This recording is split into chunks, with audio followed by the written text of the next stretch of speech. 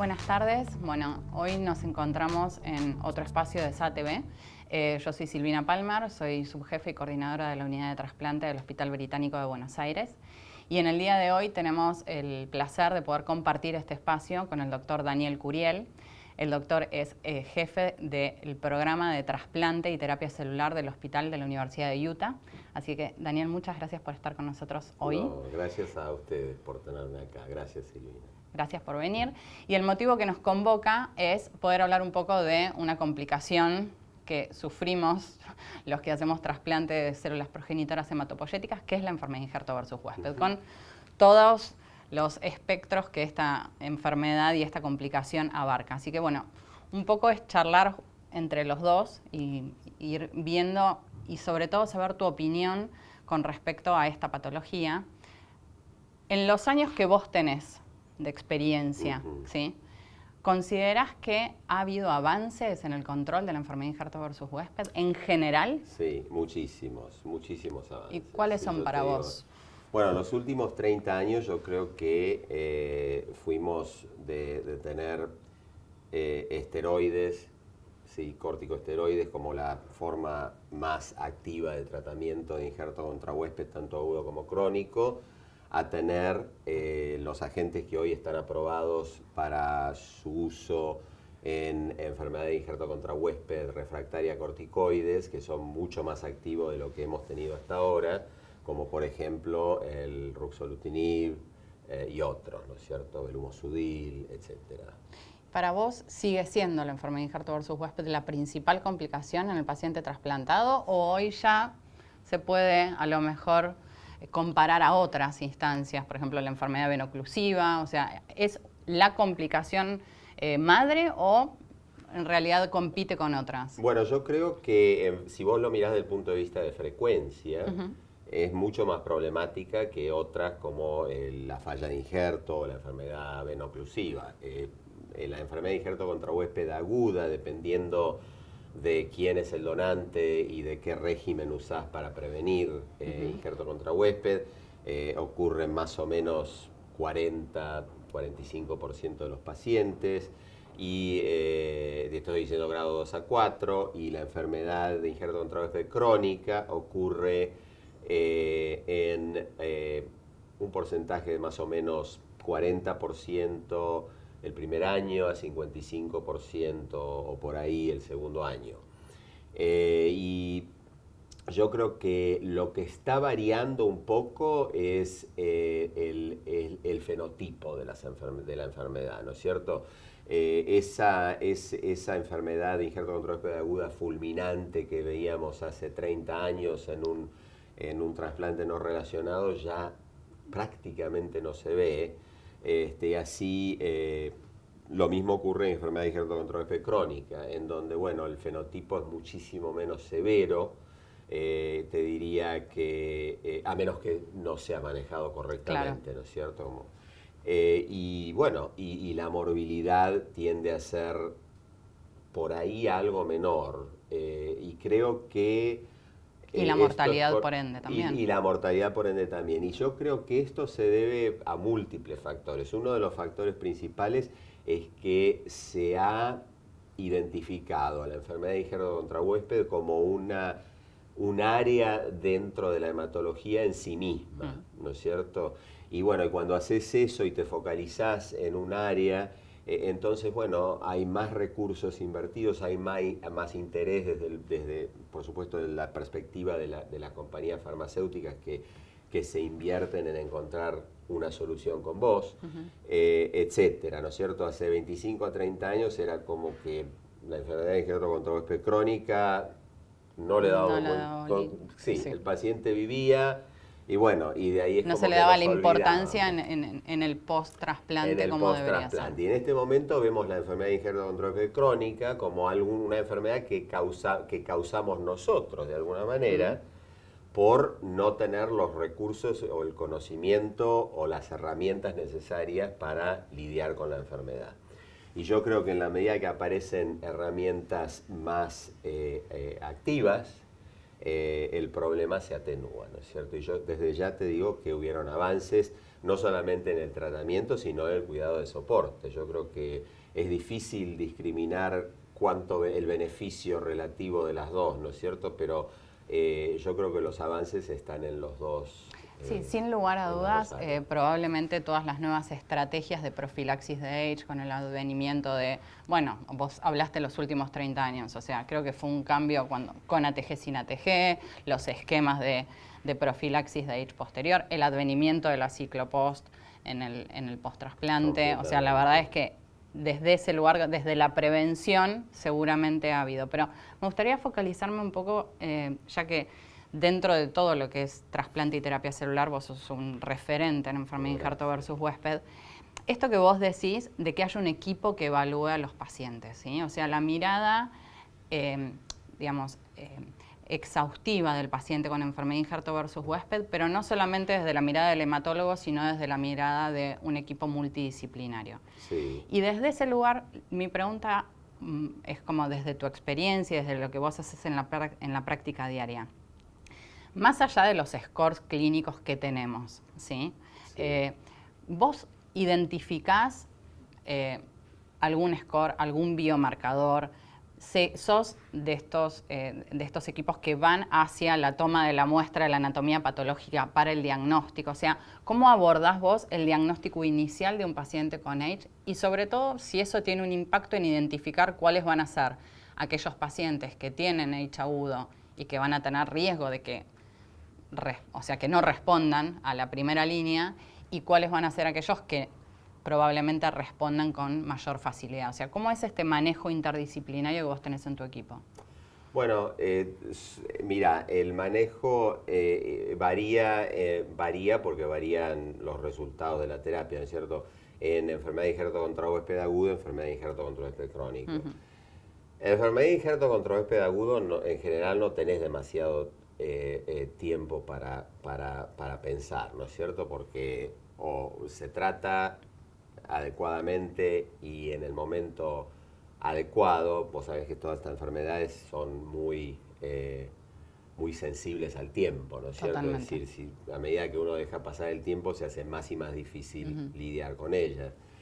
Y bueno, y si no responde al tratamiento, bueno, los resultados pueden ser catastróficos. De esos pacientes, vos a cuáles, desde tu práctica clínica, ¿no? Vos identificás como que van a ser los pacientes que van a evolucionar más tórpidamente. ¿En esos utilizan ustedes biomarcadores? ¿Se sustentan mucho en la anatomía patológica o es una cuestión de diagnóstico clínico e instaurar el tratamiento de primera línea? Yo creo que es una muy buena pregunta esa. Yo siempre creo que el diagnóstico histopatológico es muy importante. Bien. Yo creo que tenés que tener diagnóstico histopatológico, aunque sea de un tejido, ¿no es cierto? Confirmación. Los biomarcadores que están disponibles en este momento, yo creo que no, en mi opinión, no agregan demasiado al diagnóstico clínico e histopatológico clásicos. ¿Sí? Realmente... No, porque están, o sea, hay muchas publicaciones con biomarcadores, inclusive hasta hay como scores en función de los biomarcadores, pero eso tiene más que ver con el pronóstico y no con el diagnóstico en sí. Sí, hay marcadores de los dos tipos, tenés razón. Yo creo que no agregan demasiado y va a haber gente con la que no está de acuerdo conmigo, pero que no agregan demasiado al diagnóstico clínico.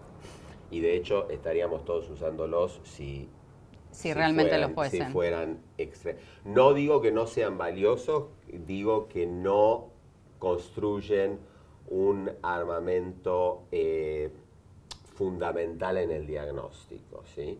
Y parte de la cuestión diagnóstica tiene que ver con el hecho de que uno hace el diagnóstico o uno hace el pronóstico y bueno, ¿y ahora con qué la tratás? Sí. ¿No es cierto? Ese es el tema. Y yo creo que ahí es donde estamos viendo avances. Yo creo que los estudios de ruxolutinib, por ejemplo, en enfermedad de injerto contra huésped aguda refractaria a corticoides, son resultados que realmente no habíamos visto hasta ahora, ¿no es cierto? Fueron muy bien diseñados y muy... sí, que tuvieron un impacto significativo. Significativo, yo creo que eso tiene que ver con el hecho de que el ruxolutinib tiene un espectro de inmunomodulación que es muy grande, ¿sí? Y cuando uno no entiende la patofisiología de una enfermedad, tener ese espectro grande te sirve, ¿no es cierto? Como dar un antibiótico de amplio espectro, ¿no es cierto? Entonces yo creo que eso ha introducido una diferencia en el tratamiento de enfermedad refractaria a corticoides, que si te acordás, hace 20 años teníamos una Hace 20 años no me acuerdo, gracias a Dios. Por suerte, bueno, no te acordás. Pero bueno, yo te digo, cosas que publiqué hace por ahí casi 20 años, de tener una mortalidad de 80%, cuando lo único que teníamos era globulina antitimocítica. Y lo que pasa es que también había otras profilaxis que hoy no tenemos. Y también no había los antibióticos y otras partes de cuidado de soporte que teníamos. Los antivirales tampoco. Y ni los antivirales, y se nos moría gente de neumonitis por citomegalovirus, que tampoco por ahí lo viviste, pero bueno, era una situación diferente, ¿no es cierto? Y Daniel, de esos pacientes que vos ves en la internación que desarrollan enfermedad injerto versus huésped aguda, ¿hay algún subgrupo de pacientes que vos, en tu experiencia y por las características clínicas del paciente, a lo mejor porque tienen compromiso de más de 2 órganos, grado 3, 4, vos decís, bueno, este paciente tiene altas chances de no responder o ser refractario a corticoides? Sí. Hoy en día, ¿hay algo que vos puedas plantear como estrategia o hay algún estudio que esté ongoing de a esa población de más alto riesgo hacer una terapia conjunta como primera línea? Más allá de que no está recomendado en ninguna guía asociar algo en la primera línea, pero aparece subgrupo de pacientes. ¿Vos crees que hay algo? ¿Sería una estrategia a considerar? Yo creo que con los agentes nuevos para injerto contra huésped hay que empezar a probar esa estrategia. Vos sabés que Stephanie Lee y yo, probamos combinar Joyce y Infliximab, y otra gente combinó otras cosas en el tratamiento inicial de enfermedad. Y bueno, y no funcionó mejor que esteroides. Pero bueno, en este momento entramos en otra era. O sea que yo creo que hay que empezar a pensar en esos términos, ¿no es cierto? Y en términos de profilaxis, en términos de, como vos decís, más temprano. Si vos me decís cuál es mi indicador clínico, práctico, fundamental de que alguien no está yendo bien, es la respuesta en la primera semana, en los primeros 5 días. Es los primeros 5. Bueno, sí, Basigalupo en sus publicaciones habla de 5 días, otra gente habla de 7 días, la definición que se da en REACH es 7 días. Y yo creo que, bueno, ese periodo de tiempo yo creo es fundamental. Y bueno, y ha sido probado como muy relevante en toda la respuesta, ¿no es cierto? Esto es más difícil de detectar en alguien que tiene injerto contra huésped agudo del tracto gastrointestinal bajo, porque vos, como sabés, la gente continúa teniendo diarrea por mucho tiempo. Sí, que de hecho la diarrea en el contexto del paciente trasplantado es todo un tema. Todo un tema. Sí. Y si vos tenés solamente un paciente con sospecha de AIDS a punto de partida gastrointestinal, ¿vos vas hacia la búsqueda de la anatomía patológica confirmatoria? Sí, pero me alegro que me hayas preguntado esto, porque algo fundamental es que hay que perderle el miedo al diagnóstico clínico, ¿no es cierto? Lo que ocurre, que yo trato de anular en mi servicio, es que la gente hace una biopsia y espera la biopsia para tratar. Claro. Si vos tenés un diagnóstico clínico, hay que tratarlo. Y después, cuando tengas la biopsia, decidís, ¿no es cierto?, en retrospectiva, mirando el resultado que tuviste al tratamiento inicial, etcétera. El diagnóstico clínico tiene que gatillar tratamiento, siempre. Y vos en el interín podés hacer tu biopsia y mirar la patología. Algo importante también que mucha gente desconoce o no reconoce es que la patología de injerto contra huésped no desaparece instantáneamente porque la trataste. No. Persiste por mucho tiempo. Es decir, que si no hiciste la biopsia el primer día, la podés hacer el segundo, el tercero, la semana siguiente. Ya una vez que instauraste el tratamiento de primera línea. Sin problema. Pero es muy importante por el tiempo de cuán sensible al tiempo es la enfermedad, es que se empiece a tratar inmediatamente que vos tenés un diagnóstico clínico. Y no hay tantos diagnósticos diferenciales. Uno puede decir, bueno, Clostridium difficile, quimioterapia, etcétera. Bueno. Sí, o sea, podés tener infección por CMV o malabsorción, o sea, hay una Y, serie de cosas que... Pero bueno, desde la patología es fácil el diagnóstico. Es fácil. Y un segundo error enorme es no tratar o tratar menos porque alguien tiene una infección. Nunca se... Una infección concomitante, ¿te referís? Concomitante. Nunca se retira tratamiento o se reduce tratamiento de injerto contra huésped porque alguien tenga una infección. Se trata la infección y se trata el injerto contra huésped. En aquellos pacientes que no responden a una primera línea, ¿cuál es tu estrategia de segunda línea? Bueno, mi estrategia de segunda línea... ¿O en qué la basás, no? Mira, está cambiando. Mi estrategia en general de segunda línea es o fotoferesis o ruxolutinib. ¿Y por qué definís una u otra? Bueno, yo creo que ruxolutinib tiene muy buenos resultados clínicos Sí. en REACH, ¿no es cierto? En injerto contra huésped agudo. No, te voy a decir honestamente, en este momento la mayor parte de la gente prefiere el ruxolutinib porque... Que antes que hacer fotoaféresis con todo lo que implica. No tenés. Ahora, el tema que es definitorio en si lo usás o no lo usás son las citopenias. Totalmente. Que a veces si esto ocurre en el contexto de una infección de citomegalovirus o con valganciclovir o otras cosas que causen citopenias, vas a por ahí demorar o no usar o dejar para la siguiente línea el ruxolutinib y empezar con algo que no sea mielosupresor como fotoferesis, por ejemplo. La fotoaféresis vos la planteás como un esquema de segunda línea, ¿sí? ¿Y con qué frecuencia? ¿Cómo vos te lo planteás? ¿Eso es en función al órgano comprometido? ¿En función al grado No, de H? siempre uso la misma. Siempre usas la el misma mismo. que usé en mis estudios iniciales, en nuestros estudios iniciales de MD Anderson, en el 2006, creo 2005 fue que lo publicamos, en donde usábamos 2 veces por semana, después reducíamos a 1, etcétera, pero básicamente 2 veces por semana por 2 meses. Sí. Pero bueno, seguimos usando ese esquema. Si vos me decís, ¿hay ciencia en ese esquema? Te voy a decir, no hay ciencia. Pero las recomendaciones de fotoaféresis son bastante heterogéneas, Son de muy acuerdo a las heterogéneas. guías que uno Sí, de acuerdo a lo que sigue. trates, exacto. Sí. Y Daniel, en esos pacientes que son refractarios a primera línea y que tienen estos cuadros de gran inflamación propios de una enfermedad de injerto versus huésped aguda no controlada, ¿vos considerás que la terapia conjunta a veces ayuda a controlar más rápidamente la enfermedad, o sea, instaurar las dos terapéuticas, o sea, iniciar con el ruxolitinib y asociar la fotoaféresis? ¿Es una estrategia? Es una estrategia que debe ser estudiada, sí. ¿Vos lo has hecho? Yo ¿Lo tenés no como lo hago práctica? empíricamente porque habría que hacerlo, bajo un estudio clínico, ¿no es cierto? Nosotros sí tenemos estudios de ponerle prevención de injerto contra huésped crónico, que estamos por abrir con ruxolutinib, que tenemos el sponsorship de Insight en Estados Unidos. Y después tenemos otro estudio de ruxolutinib con fotoferesis sin esteroides para tratamiento inicial de injerto contra huésped crónica. Pero todo lo hacemos bajo estudio clínico. En el marco de un estudio de investigación. Y yo creo que ese es el movimiento que hay que hacer. Al tener agentes más activos, tenemos que tratar de deshacernos de uno de nuestros principales problemas, que son los corticoides. ¿Sí? Bueno, pero vos defendés bastante el tratamiento a largo plazo de corticoides, ¿no? ¿O no? En este ¿Cómo te paras frente a eso? Yo creo que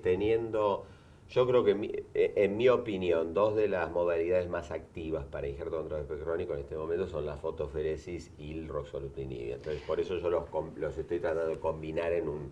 O sea, en el crónico sí. En el crónico. Sí. Y quiero saber si esa combinación es suficiente para evitar esteroides o para evitar la cantidad de esteroides que tenemos que dar en a largo plazo, o sea, como plazo. para hacer una reducción más temprana. Una reducción, exacto. Entonces, eso me parece que son las preguntas de la fase que viene. Claro. ¿Entendés? Tenemos que dejar de combinar todo con esteroides y confiar más en los agentes nuevos, ¿no es cierto? Ahora, volvamos un minuto atrás a enfermedad de injerto versus huésped aguda. Sí.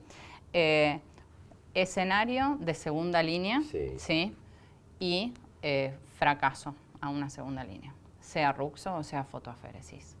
¿Con qué otra terapéutica vos te enfrentás hoy desde la práctica clínica que decís, bueno, esta es mi tercera línea? O sea, o ya usaste ruxolitinib o fotoaféresis. ¿Cuáles son las estrategias? Depende del órgano. Ahí sí. Ruxolitinib en general ¿Tu sugerencia cuál sería?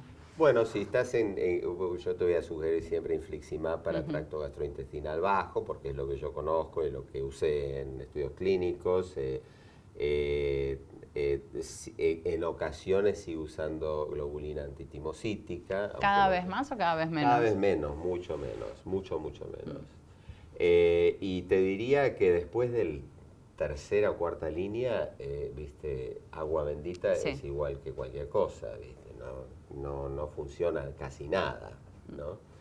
Es decir que, bueno, cuando ya llegas a ese momento, que yo creo que en este momento estamos llegando más y más, a más líneas porque tenemos buen cuidado de soporte. Y cada vez son menos los pacientes que llegan a esa instancia también. Y yo creo que son menos los pacientes que van a llegar a esa instancia, ¿no es cierto? Sigue siendo, el problema de mortalidad por injerto contracto agudo sigue siendo un problema grande, pero yo creo que estamos mejorando bastante comparado con lo que... Sí. ¿Y protocolos que vos sepas que hay ongoing con nuevos agentes para GVH agudo? Bueno, ¿tratamiento inicial o tratamiento inicial? Sí.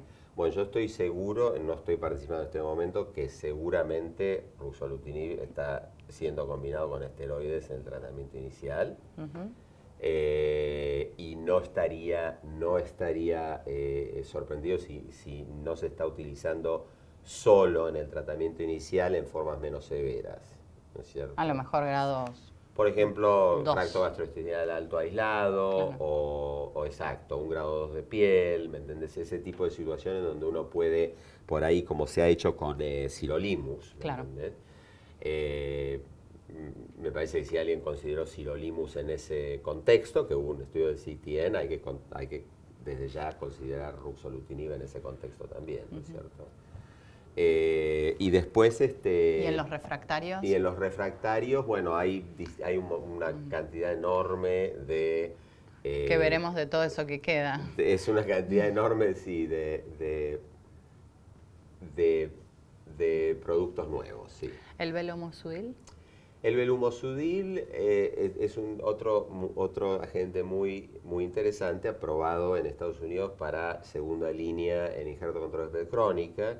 Es un inhibidor del receptor ROCK, que es un mediador de señales profibróticas. Y yo creo, y lo estamos usando, si vos me preguntás mi experiencia personal, es interesante, me parece que había muchísimas más expectativas de lo que uno... realmente... Pero eso pasa frecuentemente con los mejores productos, pero yo creo que esperábamos todos muchísimo más de lo que estamos viendo, ¿no es cierto? Bueno, el velomosudil nosotros en Argentina no lo tenemos aprobado, pero sí hay protocolos que ongoing en enfermedad de injerto versus huésped aguda, como en pacientes refractarios a corticoides. Yo no sé si de eso vos tenés alguna información, o sea, si De eso, la verdad que no tengo información, no, pero... Bueno, veremos a ver qué veremos es lo que a ver sucede. qué es lo que... Mirá, todos estamos acá por el paciente. Sí, obvio. Sí, pero bueno, hay muchos agentes en el pipeline, ¿no es cierto?, que están introduciéndose. Eso realmente genial, porque fíjate que hasta hace pocos años no había ninguna aprobación para injerto controlado, ni los corticoides están aprobados para injerto controlado por la FDA. Es decir, que estamos en una fase nueva, en una fase que a mí me infundió de mucho optimismo. Mis presentaciones en general hace 20 años eran muy pesimistas y ahora, viste, es como que, bueno... Hay como una luz. Hay como una luz que cada vez es más grande, ¿no es cierto? Bien. Así que... Y Daniel, yéndonos un poco hacia la enfermedad de injerto versus huésped crónica, ¿sí? ¿Cómo te llevas con el ibrutinib?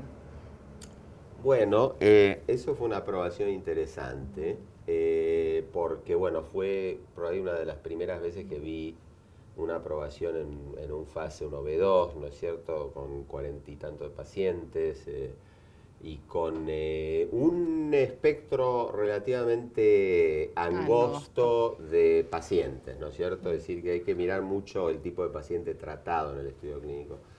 Yo creo que el ibrutinib es una estrategia válida. El problema es que lo usamos como séptima línea, estoy exagerando, pero, sí, pero sí, es real. Es injusto, ¿me entendés? Yo creo que no se usó tempranamente en suficientes fenotipos de la enfermedad de injerto controlable crónica como para tener una idea acabada de qué tan bueno, digamos, esto, qué tan efectivo puede ser.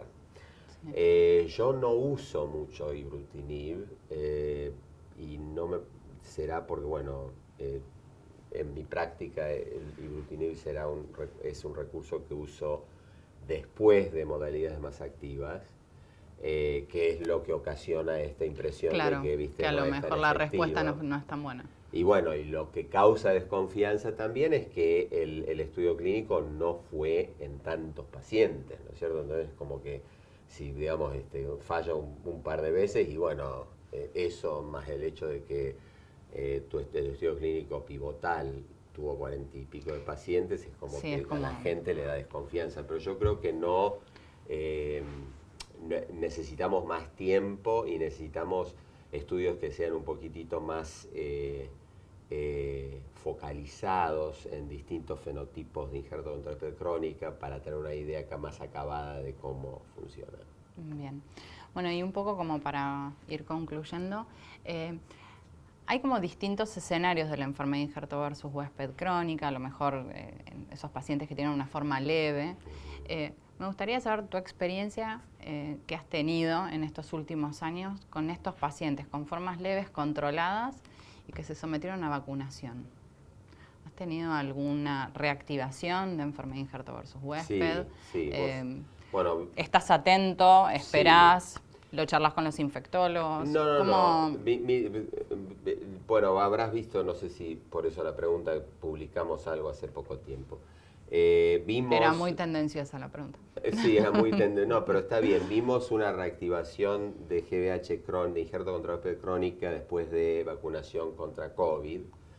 Y bueno, eso es como que nos causó un poco de resquemor inicialmente, pero la gran mayoría de los pacientes volvieron a su estatus previo. Estado basal. O sea, fue temporaria, no fue permanente, no fue asociada con ninguna catástrofe. Es decir, que a menos de que el paciente tenga enfermedad de injerto controlable crónica muy activa, ¿sí?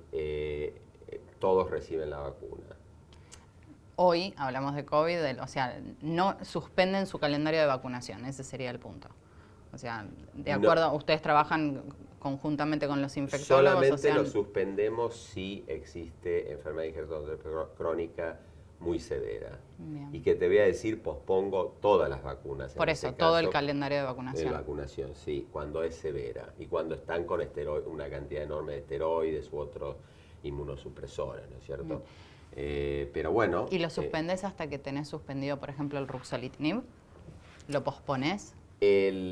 No, yo vacuno a gente que está con ruxolitinib. Y haces evaluación de poblaciones linfocitarias y en función de eso. Es serología y tenés respuestas. No, es heterogéneo, pero tenés respuestas a vacunas, sí. Bueno, Daniel, para hablar podríamos estar mucho 4 tiempo. Cápsulas seguidas, pero bueno, me parece que tenemos que ir finalizando. Yo te agradezco profundamente que hayas venido. El doctor Curiel vino en el marco también de la realización del Congreso Argentino de Trasplante de Médula Ósea y Terapia Celular, así que para nosotros es un lujo tenerlo como speaker dentro del Congreso.